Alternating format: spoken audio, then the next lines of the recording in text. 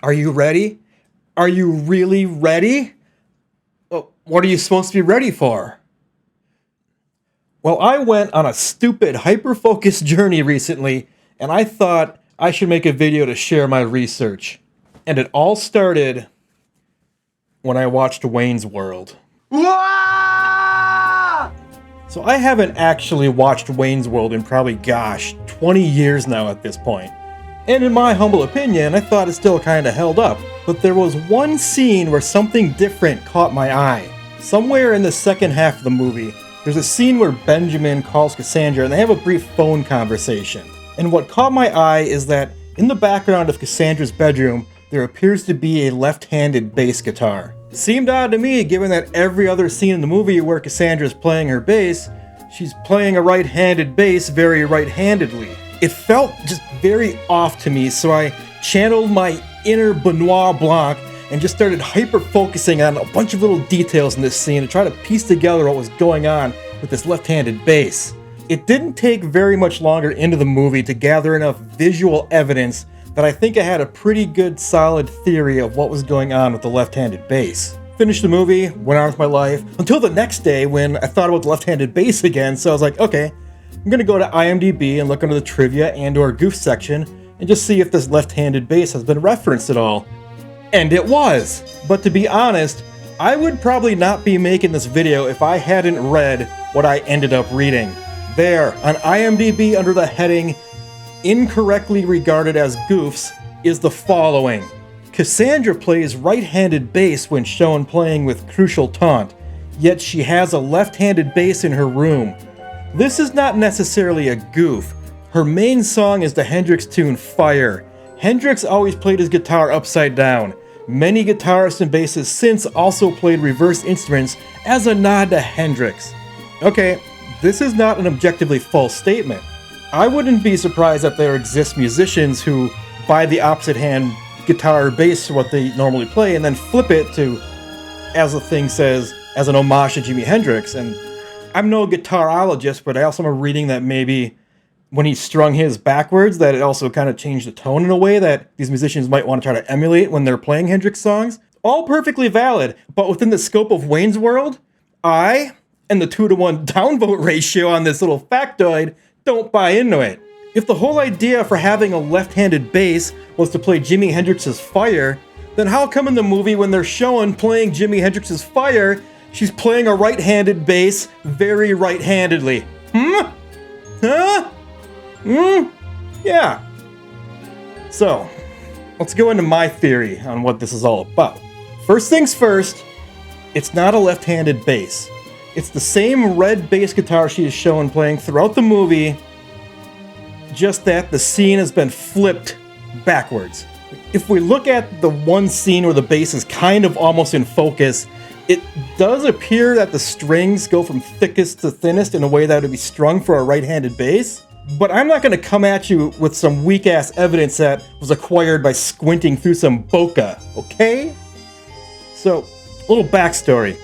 It's like a decade ago, I used to do a lot of photography within the local music scene and nightlife and whatnot, and almost without fail, if I was going to upload some photos to Facebook and tag someone who I didn't quite know that well, I would start getting like this really bad like face blindness anxiety that I might accidentally tag the wrong person. I'd often think I knew who it was, but I always was just never quite certain. So I'd go to this person's Facebook profile who I thought it was and start comparing pictures between mine and theirs, and like facial expressions can make a face very malleable and look different and depending on what they're doing, and haircuts can change, so maybe like, oh, they have short hair here, but in this one they have long. That would throw my brain off. I wouldn't understand who I was looking at. It was kind of a nightmare, this anxiety that I'd tag the wrong person in a photo and then have them send me a DM being like, what the hell, bro? It's not me. Ugh. Crippling. But the one thing I could rely on to make sure that I had the proper person I was trying to tag were things on their face, like a birthmark or a mole or a scar. You know, if I could identify 2 or 3 moles on the picture I was uploading and then cross-reference it with something on their profile and the same moles were there, I was like, yes, that's them. Take it. Done. So that's what I did while watching this scene.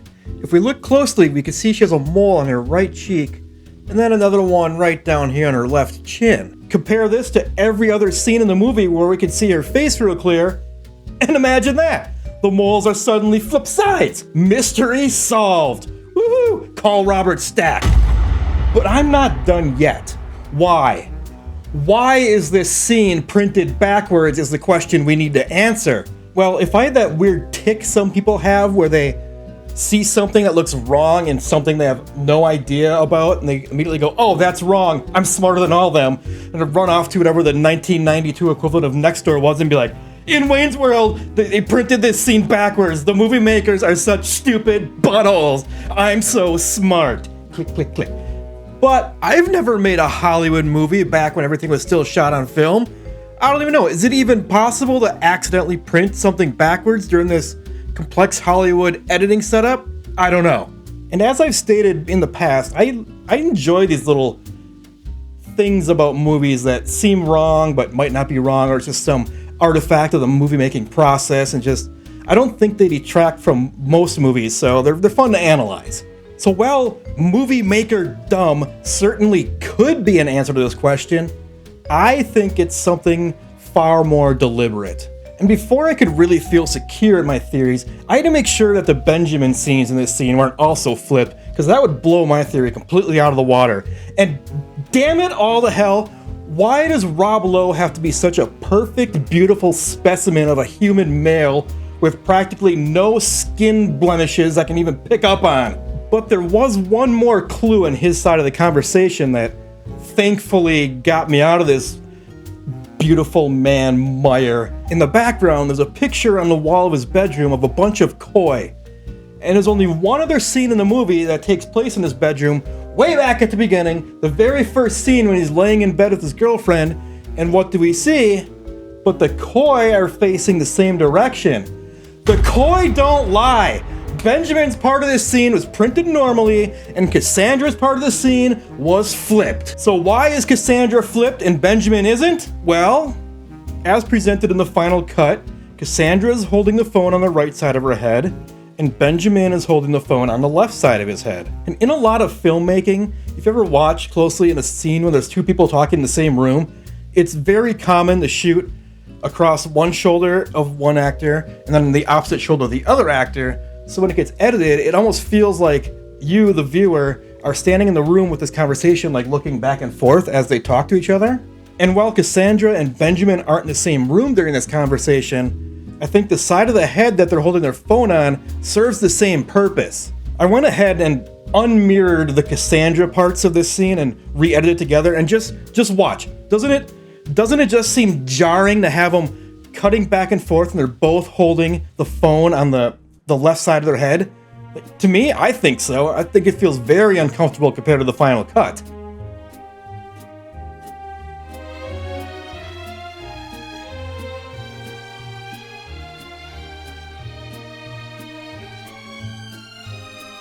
Maybe during filming, Tia Carrera was supposed to hold the phone in the right hand, but just absent-mindedly grabbed it onto her left, and then no one in production noticed till it hit the editing room.